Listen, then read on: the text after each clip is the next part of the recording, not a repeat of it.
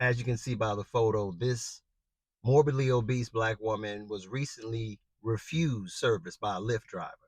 And she has decided that she is going to sue the company in order to reap some financial reward for being refused service. And when I looked at her, I said, this woman is morbidly obese. We're not talking 250 to 300. This woman looks like she weighs about 500 pounds. And I think it speaks to something that is a lot bigger problem within the black community collectively. And it affects the women probably a little bit more, but it affects the men as well, is obesity. It is out of control.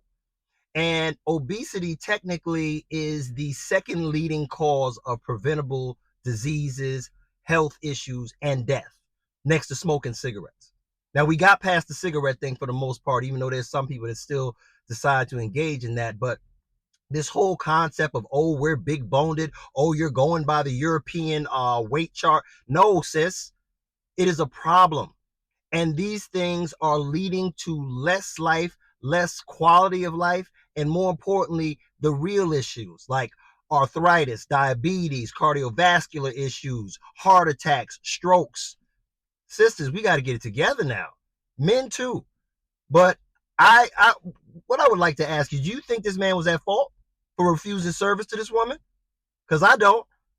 I mean, based on her size, I'll put it this way. I have seen people that weigh under 300 pounds get into a Honda Civic, and I've watched the whole car drop. This woman looks to be 450, 500. She could technically break his suspension, blow out his whole struts. And I'm not taking that risk just to give somebody a ride home, I don't know, for a job. So I understood where the man is coming from.